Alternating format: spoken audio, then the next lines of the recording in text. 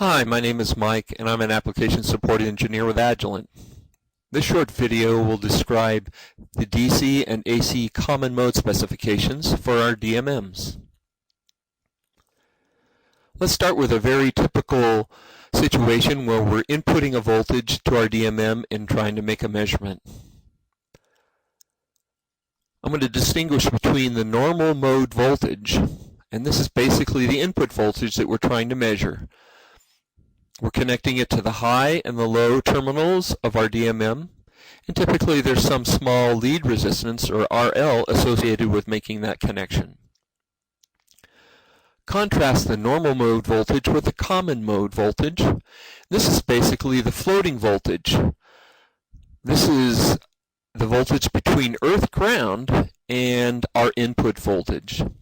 Most DMMs allow an input to be floated above or below earth ground somewhere between 300 and 500 volts and still make an accurate normal mode voltage measurement. However, there are some small errors associated with this VF or the common mode voltage. So what is the DC common mode rejection ratio?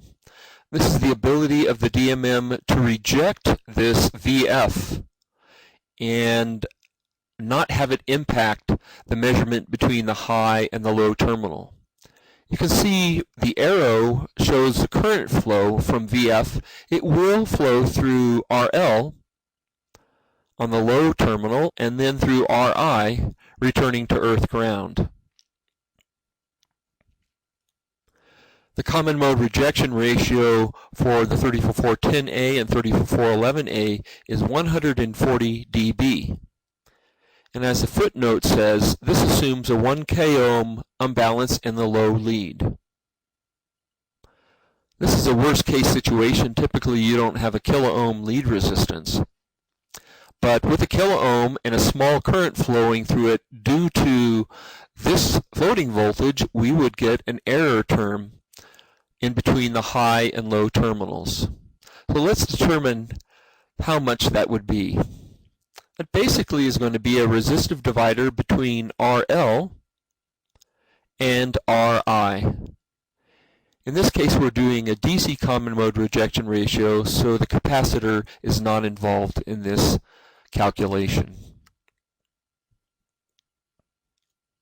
So let's go through that calculation briefly and see what error term we get.